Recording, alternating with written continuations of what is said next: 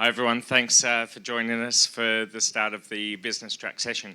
So I write for a number of web publications, including Programmable Web and the New Stack around APIs, and do industry analysis on the rise of APIs in various business sectors. We've got through APIdays, we've got some research coming out in the next couple of weeks, which we'll let you all know about in the coming fortnight. Looking at how banks are taking up APIs. We've interviewed a wide range of, we've interviewed about 25 banking executives around the world, and we're looking at some of the strategies that they're putting in place to prepare themselves for implementing an enterprise-wide API strategy. So I'll be talking about some of that with our panelist members. But to start, I'd like to introduce our panel.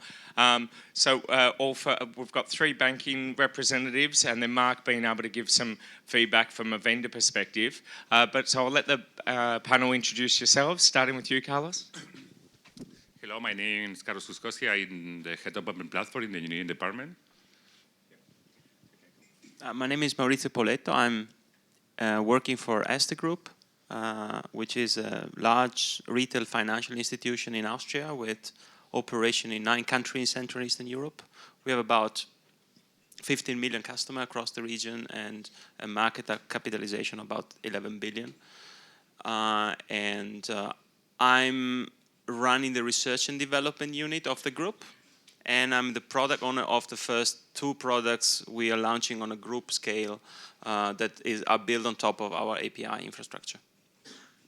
Hi, I'm Silas Panchal. I work for Lloyds Banking Group as the head of payments architecture. You'll know us, I think, from our brands of Lloyds Bank, Halifax, Bank of Scotland in the UK, together with a number of others. Obviously, the API agenda is going to be very important in this country. I'm ONeill with Axway. I'm the vendor on the panel, as Mark said. I'll try to keep the product placement to a minimum. My background is I was a co-founder of a company called Wordal, early vendor of API gateways, security background as well. I wrote a book called Web Services Security. I'm with Axway, work on the innovation side, working a lot with our customers, especially in financial services.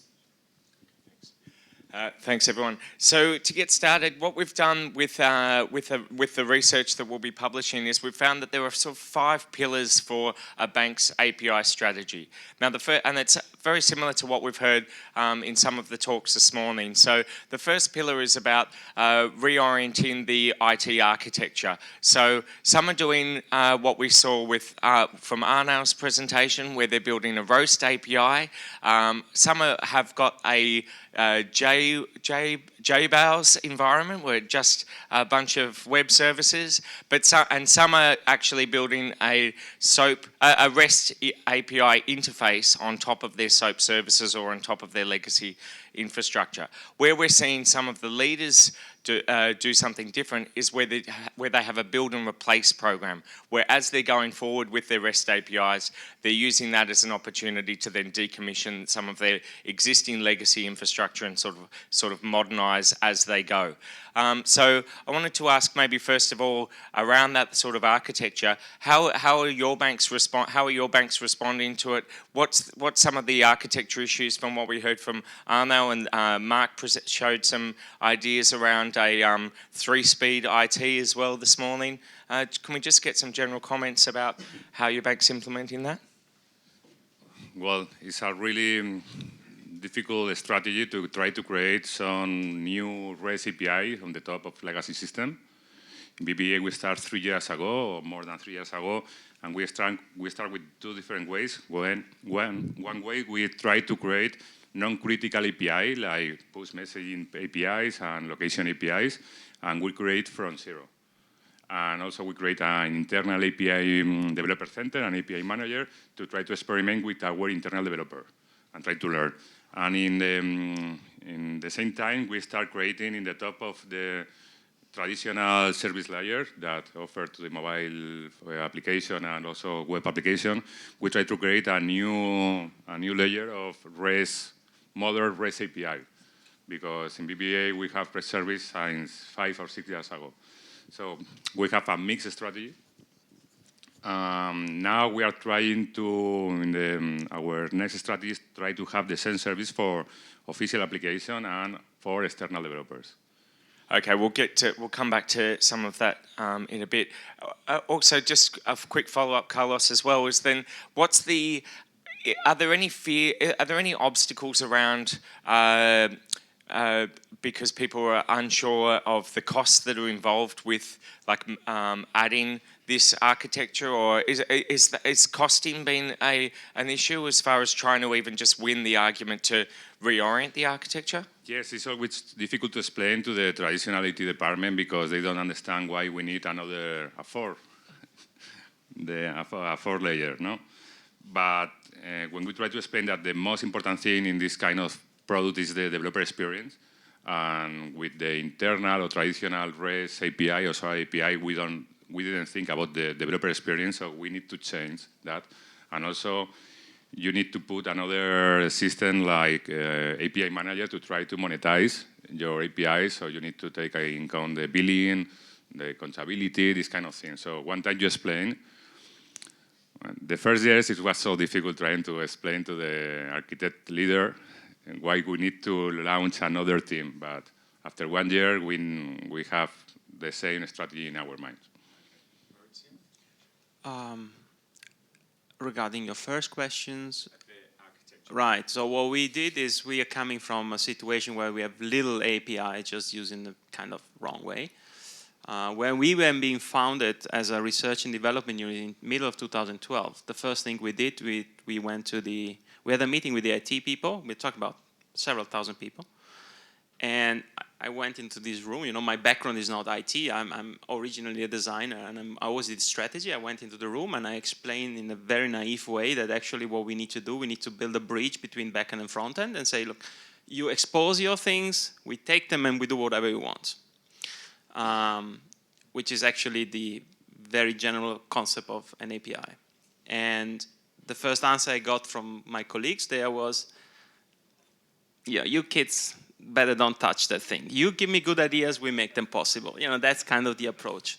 And then we just stopped talking with them and we went to the board. And now comes something interesting.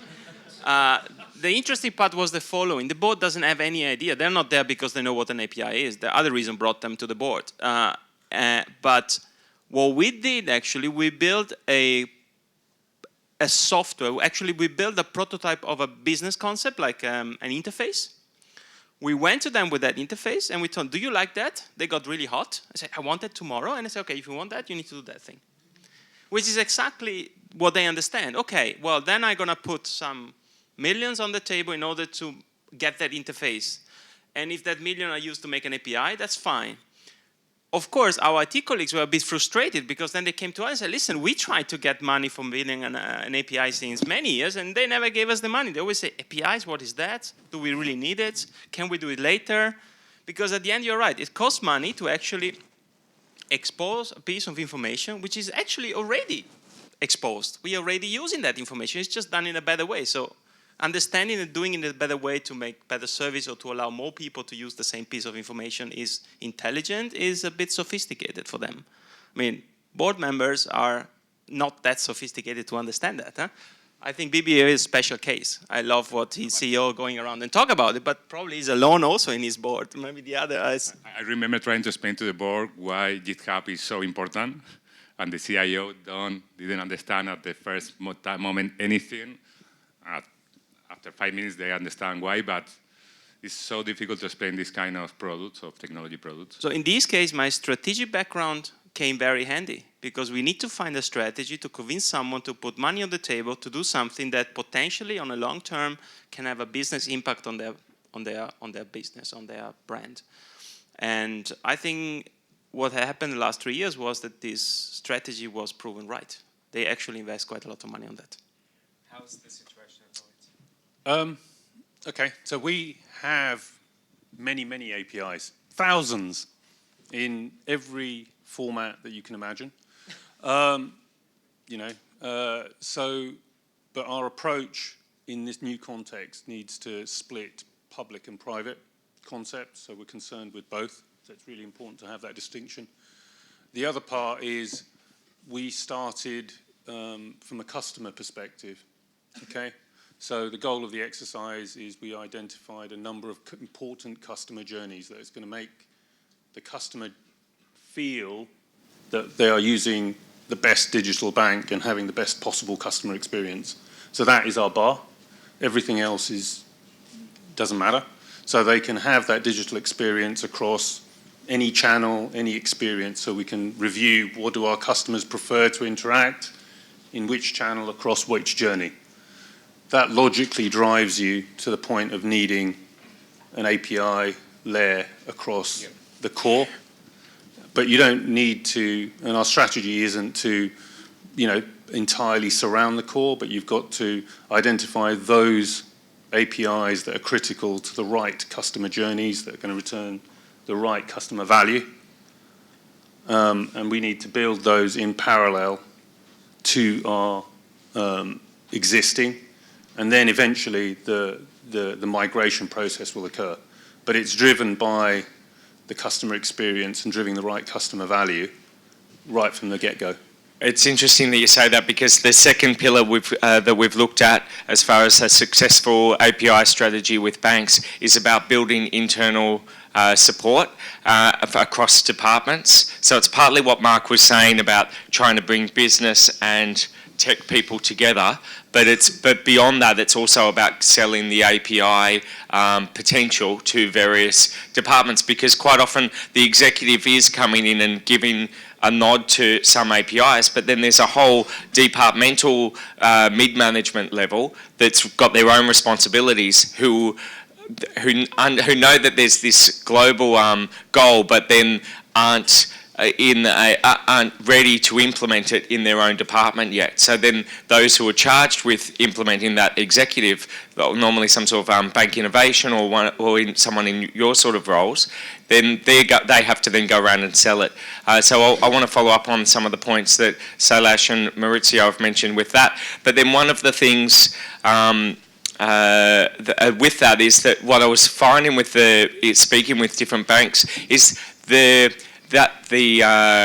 buzzword of digital transformation wasn't that important. That wasn't what was selling internally in banks. It was very much what you were saying, Silas, where you start by talking about being more customer-centric, and then digital transformation is the way to be more customer-centric. And it was because of the customer-centric that was what was winning over the internal departments. But also what was winning over the internal departments was really practical ways of showing the potential of APIs. And that was through proof of concept products, through mapping processes that departments are using and showing them where they could use APIs to reduce manual handling in their processes or speed efficiencies. Do you guys want to talk about how do you guys go about selling the API message internally, or what are some of the most effective strategies you found?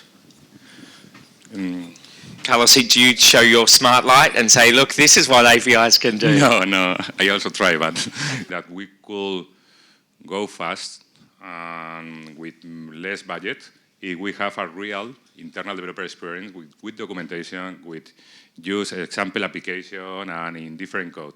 And we start with this point. Also, when we want to go through engineering teams to business team, we start working with the open innovation and communication department, because we want to start working with the community and have real feedback about what developer and startup want from a BBVA and what kind of APIs and API products want. And we noticed that we were also the bad and the ugly guy in the meetups and in the meetings, because no one want to talk with a bank. So we started creating hackathons and also open talents challenge to developers. We passed through platform strategy to ecosystem strategy.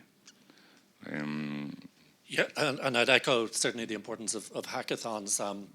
We're happy to be one of the sponsors of an upcoming hackathon with UniCredit in Italy, and been involved with other hackathons too. I think to go back to the point about having board and CEO understand about the importance of APIs, one of the things that really sticks with me as I was working with the digital team of a large bank actually down in Australia, and I asked them, like, what is the high-level mission statement? Like, what's the goal of your digital team?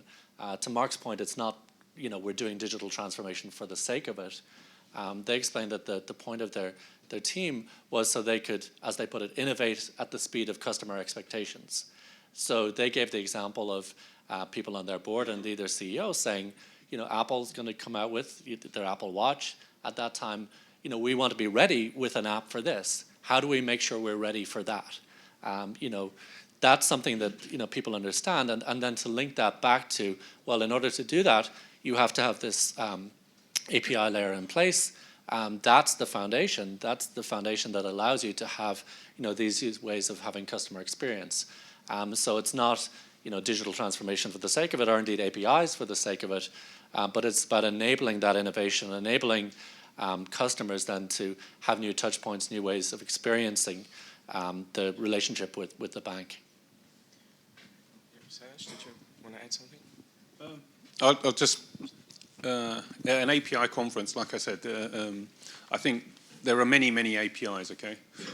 So I don't think creating and managing and selling APIs is the issue. So the customer at the board level and their journey and their expectations, as Mark's just said, is the key. And the speed of transformation is the key.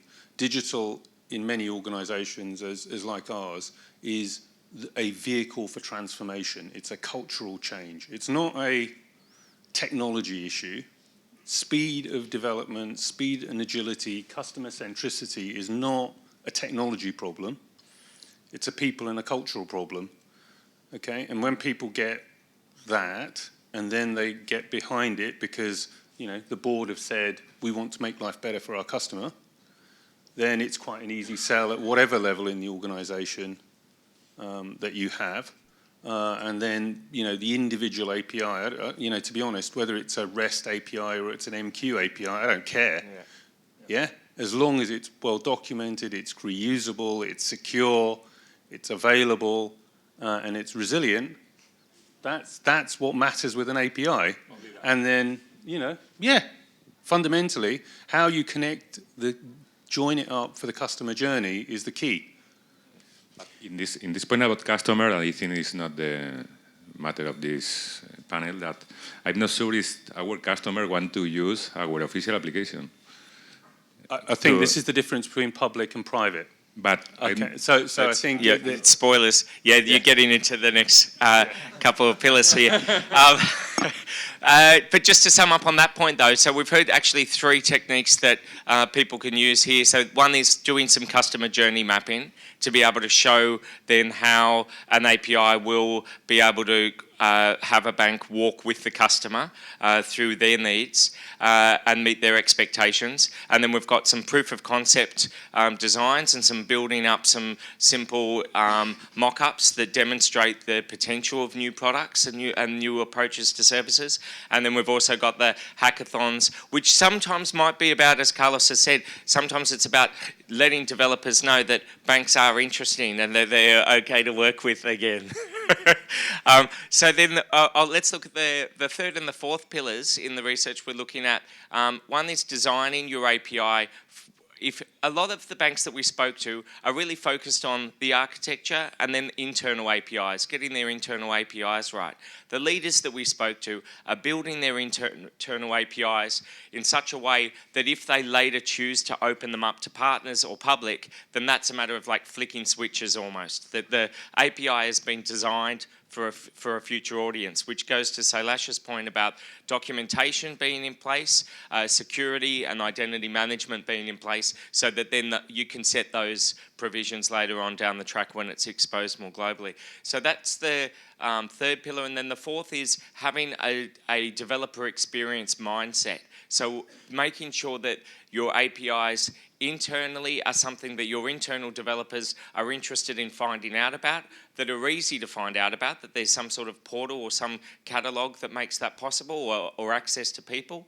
And then that as then that road goes down the road to partner and to public, that then you're making sure that the developer experience for public or third-party providers around your API is something that they're wanting, so that if end customers don't want to use BBVA's mobile app, that someone else has designed some really some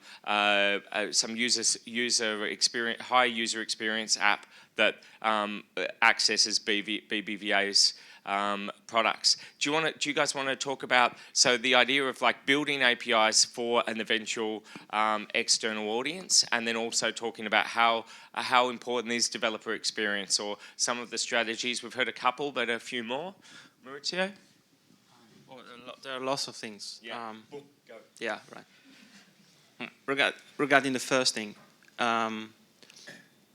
we are currently building API for ourselves. Well, my division, actually it's not a division, when we did research and development, the first decision we have made was we want to be separated from the bank. So we are an independent company, 100% spin-off of the bank, owned by the bank, but we are completely separated. Actually, our IT system is not even connected with the IT system of the bank. So if we want to use that service the bank is offering us, we need to be like any other external.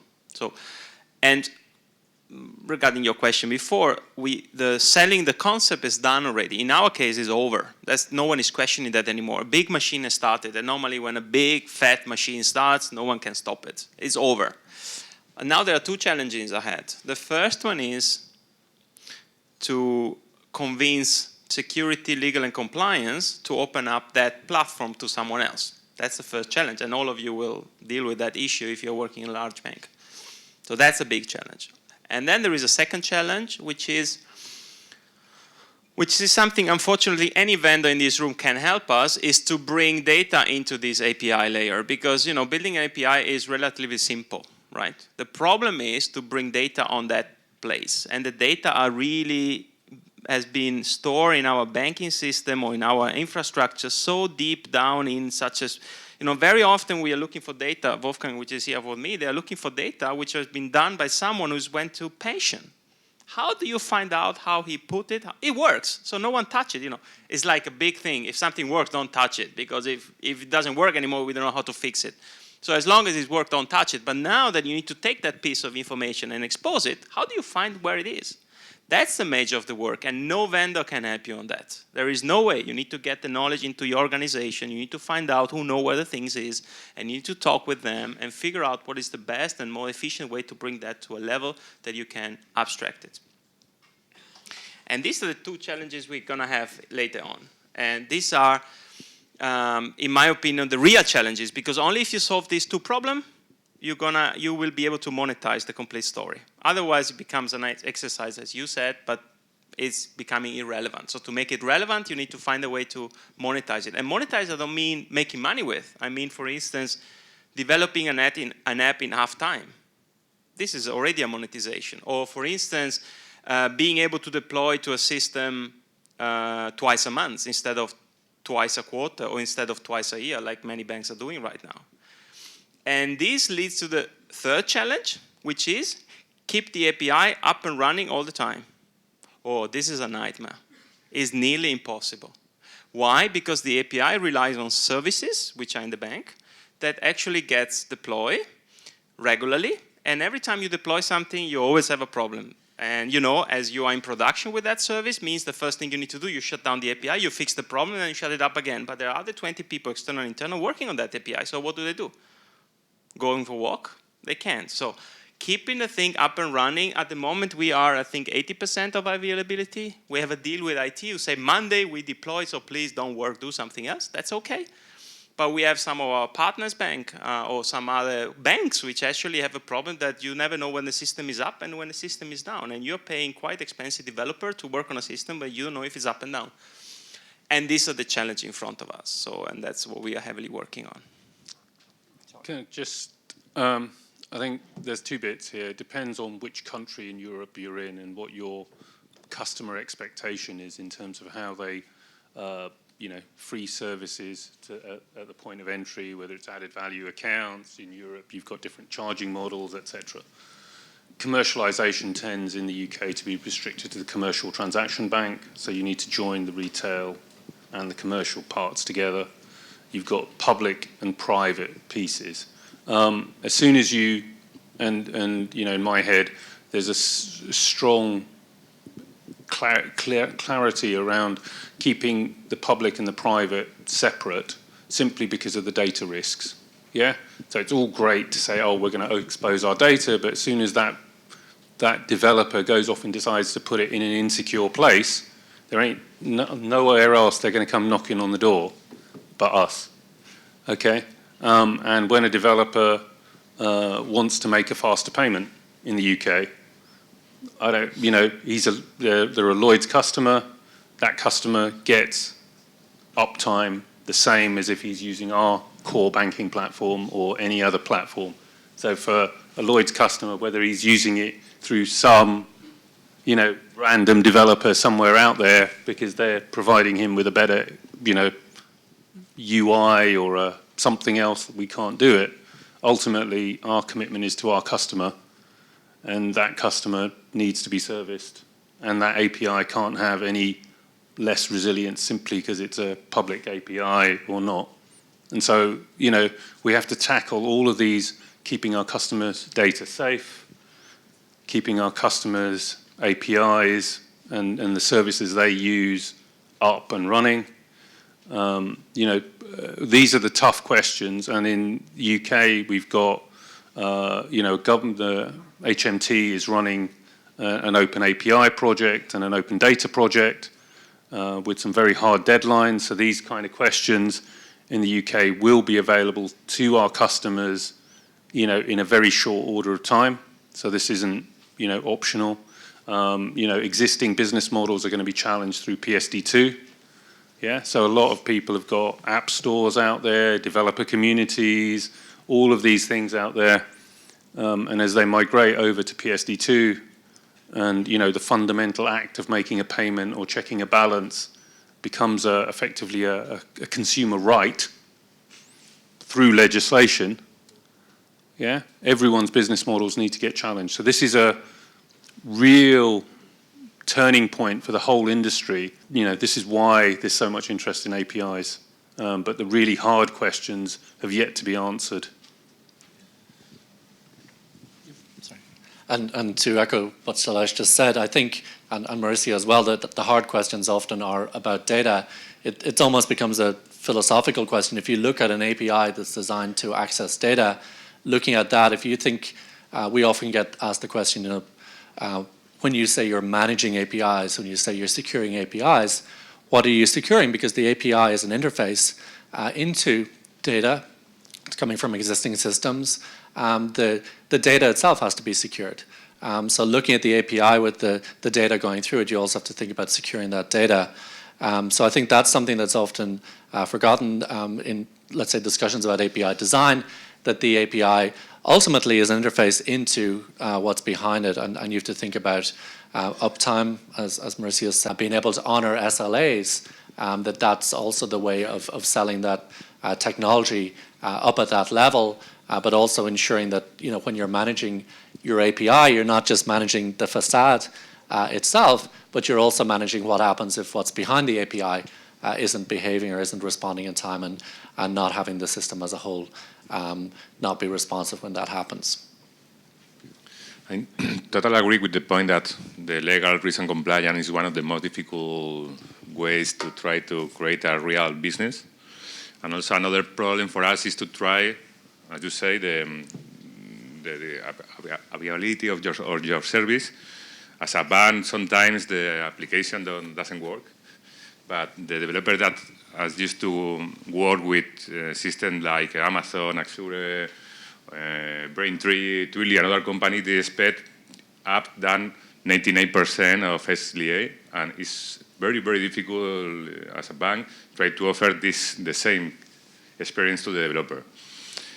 Talking about developer experience, one of my big concerns was that we are a group of banks in different parts of the world, I always put this an example. If someone from UK or Poland want to create a personal finance management application for different countries of the BPA, if a developer need to learn different ways to consume the same API, we fail. So we make a best practice guide. So all the team that want to create a public API use these guidelines. And we always say the same, it's a best practice, but if you don't want to use the best practice guide, it's because you are going to improve these guidelines. And we put out of effort, try to communicate internally this best practice. That brings up the point of external APIs and learning from how some of the best APIs outside of banks are doing things like best practice guides and all the rest, so that you can incorporate those techniques for developer experience into how you approach your connections with developers. Any of you working on, how do you consume external APIs? We put, before to try to define the standard, the BPA standard definition, we put my team to consume a lot of different third-party APIs. For Square, PayPal, we select more than 10 APIs.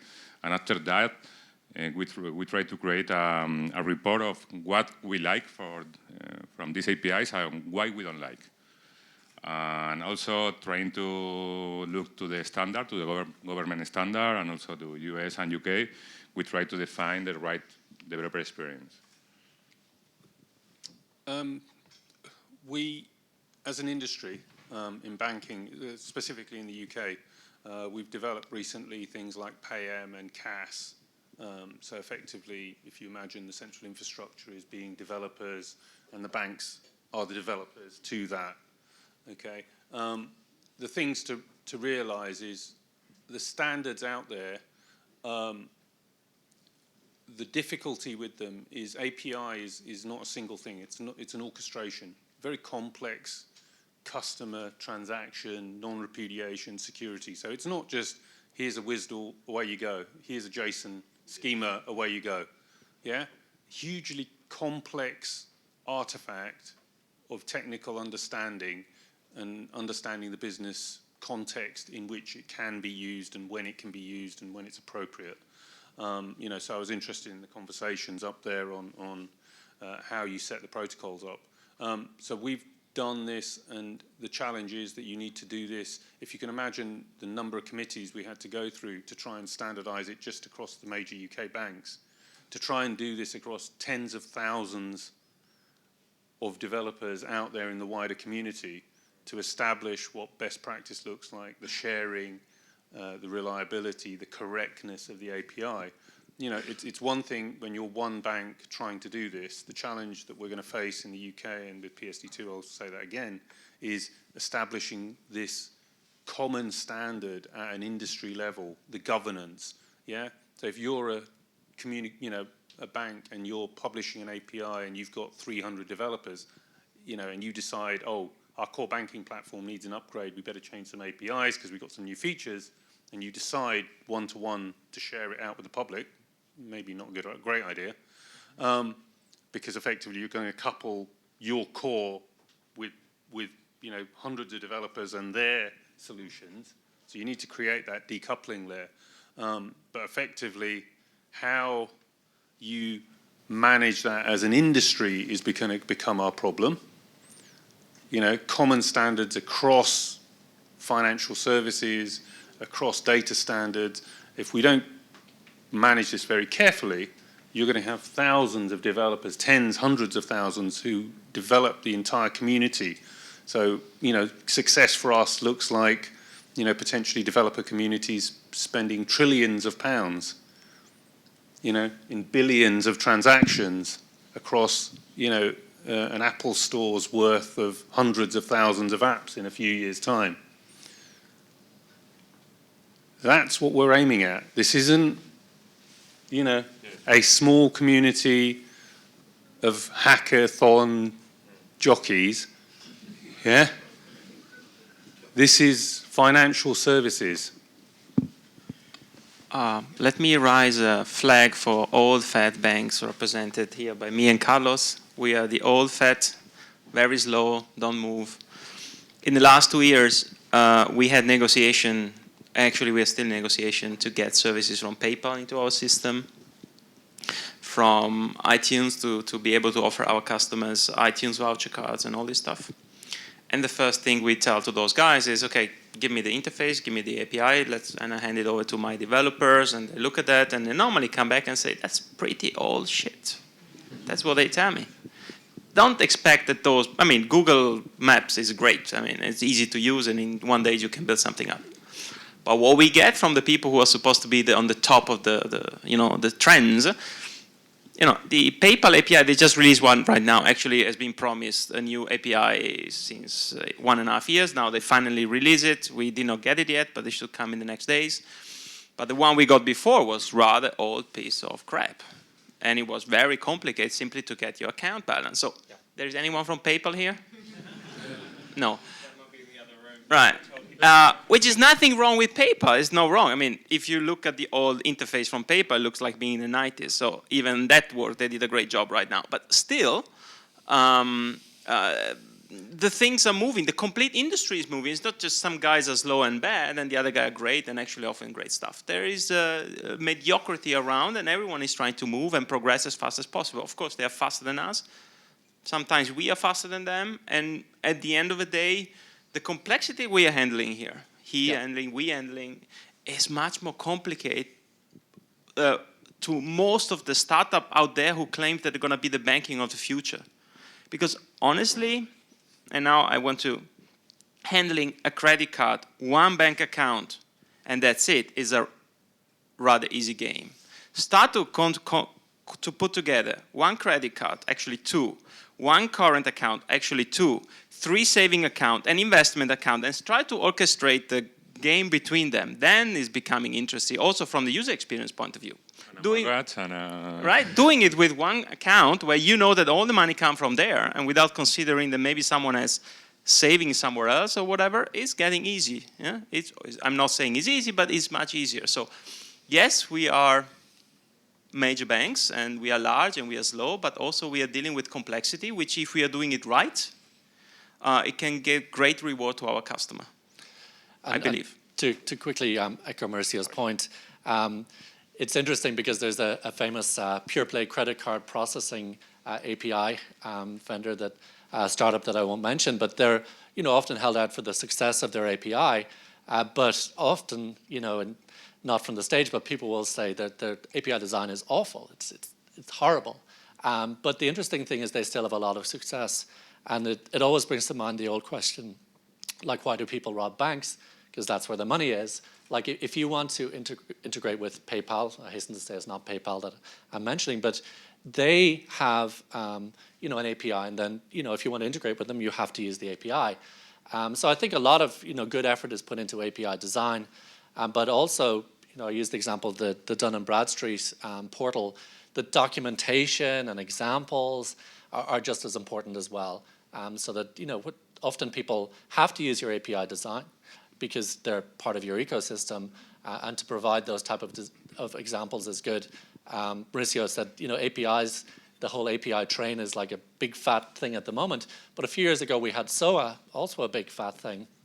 That didn't really meet the expectations, partly because you said here's a WSDL, use it. It's not the same as a well-documented API. So I think documentation and examples are very important too. Just echo what Marissa said. The complexity that we're trying to deal with and support the fintech, community. It's relatively straightforward because they're not regulated today. Yeah. So tomorrow there'll be a TPP. They will be regulated. There will be financial crime, money laundering. Holding funds. Know your customer. All of these kind of things. All these little things of complexity start stacking up. Agility is straightforward when you're just, as you say, dealing with one account, very simple use case, very forgiving customer, because it's just PayPal. Okay, I can't buy this thing on eBay right now. I'll come back in 10 minutes. Oh, damn! I was trying to pay my employees their salary. I actually had to buy that plane ticket now. It becomes complicated. Yeah, just to... One more thing about this regulation thing. Of course, we did a big mistake. If you look, I mean, you have been, sounds like you have been involved in the what's happening in Brussels. One of the most frustrating things in Brussels is that those guys are currently shaping the regulation not based on us, but try to clarify, or let's say align or make it possible the newcomers, which at the moment are on the border between legality, illegality, clear, unclear, and this kind of thing. And under the umbrella that, you know, that's competition. Competition is good for the market. Huh? Which I always complain in my bank, and I say, listen, we should drive the thing out there. We should be there. And actually, we're spending quite a lot of money in Brussels, where each of us has representative in Brussels and probably people lobbying a lot. So we should drive the thing. At the moment, the young guys are driving the things over there, which is a pity because actually they are driving in a way that just feel they are part of the story, and we need to take action there. And this is all related with the idea that we are extremely passive. We are always reacting on things. No? We're not proactive. And that's something I hope we're going to change in the future, but depends. Just a quick plug. So we've got more of a discussion on PSD2 later this morning. Mike Kelly's speaking a little bit. So we've heard a bit about the impact of PSD2. So we'll dig into that a bit more. And we've heard some talk about microservices. Hopefully your more technical colleagues are actually learning all about microservices architecture at the moment in the other room. So that's the 4 pillars. The 5th pillar is about the metrics and the monetization, I guess. But what we were seeing in our research was that banks aren't thinking in terms of trying to get a business model now out of, or aren't starting with the business model like we heard from Kristen Moyer this morning. They're trying to actually have the architecture in place, as Mark was describing, so that it enables those. And then they're doing things like the proof of concepts, some of the customer journey mapping, and other techniques to be able to identify some of the products or some of the opportunities. And then they're trying to then pilot some of those with customers and then measure the customer engagement. So as a pre-run for monetization, a lot of the banks we spoke to wanted a monetization element to be possible in their API architecture, but none of them were using it at the moment. It was all very much about having first an idea about customer engagement with the new products or the new services that are built on an API stack. What's your experience around metrics and how you're measuring success? How much are you needing to show any sort of ROI for this sort of work? What I was finding was that a lot of banks aren't needing to show that ROI. There is a bit of space as far as this is such new territory. We need to take a couple of steps, then regroup, figure out what we've learned, and then step forward again a couple more steps. What are your experiences? We spend a lot of time, a lot of meeting trying to define the right metrics. And after that, or my opinion is that every API, every group of APIs is a product, so you need to define the right metric for each product. Because if you try to define a group of metrics for all your APIs, you are going to measure not the right thing. So, for example, we launched a dataton of payment data, and the KPIs, the metrics is very easy because it's the number of requests that are making to your APIs, because we want to monetize this kind of APIs. But if you offer APIs for personal finance management application, maybe your metric is how many new customers you have that are using this third-party application, or how many users you don't lose in every month. But if you offer APIs that other third-party application could create a new user, new customer, you have to measure an example, how many customers are creating a new account or if in the third-party application. So my point is that you need to focus in the product and need to define the right metric for each product. But without metrics, you are So close. the API or the engagement is a mean to an end. What's the end? Selling something or offering a service or solving a problem of a customer. So you can measure that. That's rather easy. Measuring the API, it could be a technical actually could be a technical trick or a technical exercise, unless you are a commodity who sell the API business to business or to whatever. That's okay. That's another thing. I was really interested in the discussion in the morning Christine brought together about this changing business model. I would just like to add one little thing on that story. She's totally right. Digitalization means nothing as long as you're not able to change your business model. The only problem is, what do you need to do in order to change a business model that still today makes 90% or 95% of revenue with the branches, not on digital? For several reasons. For the reason that regulation does not allow you to sell direct on some products where it's actually they're the problem with most of the money, because the older people, which are one that buy the most, they go to the branches and use digital. So there are a bunch of reasons in that. No one is questioning that the direction and the route is clear. But the point is, you need to be very brave to change a business model of something that is working.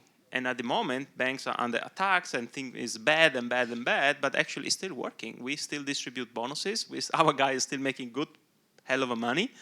And our investors are making their proper return on investment still. So how brave you need to be, and that's basically a management level or board level, to decide to change a business model in time where you still are very profitable on the old business model, in order not to be forced to change it where you are in trouble. Because I'm quite sure when you're going to be in trouble, you're not going to change it in the right way. You're probably going to train under different influences. You need to do it now, you need to do it quick, otherwise you're in trouble.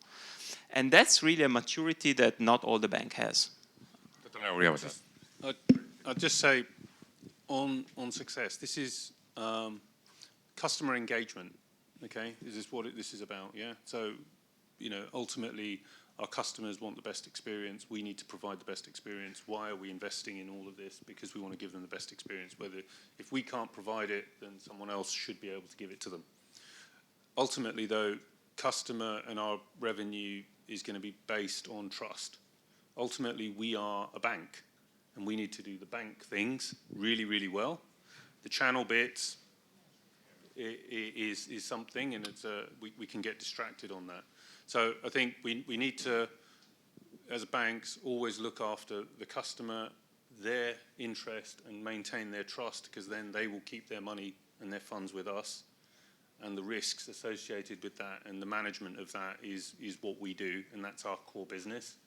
And we want to make sure that the customers have the best possible experience, whether APIs is another way of doing it. The other part is, it depends on your market. So, I have lots of discussions with regulators and banks around the world, and we've done faster payments in the UK, and there's lots of debate around faster payments, in other countries like Australia and in the US, it's all about the business case. How are we going to make the customer do something brilliant and make revenue out of faster payments, because it's an immediate payment thing, and in Europe, we're going to get immediate SEPA soon, and these same debates we had. Ultimately, it's about the customer fulfilling that execution and that transaction reliably. It's not, you have to rely on your engagement with the customer, that they trust you to hold their funds from which to make those payments. Yeah? And APIs, they're nice and sexy, but they're an opportunity to lose the customer trust. Yeah? So we by providing reliable services, and to your point, this is, new business models are nice, okay, but, ultimately, we've got to make sure that we do this in the right way, that we don't lose the customer engagement and the customer trust on this journey, because that would be the worst of all worlds, where we, have a bad incident, or we make the wrong decisions in API opening or data or something like that. So this is part of the complexity of balance. Yeah, we want to be agile, we want to be innovative, we want to do all these things for our customers, but at the back of our head, you know, what is the one moment of truth where the customer won't forgive us? And we've always got to keep that in the back of our minds when we do this innovation thing.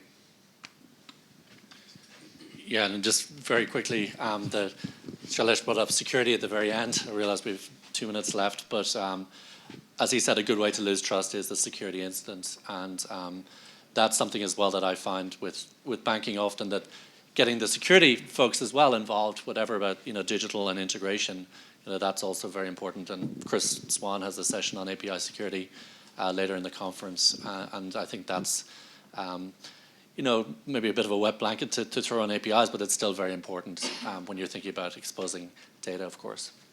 Okay, fantastic. Thanks very much. If we could give a welcome, if we could give a thank you clap to our speaker.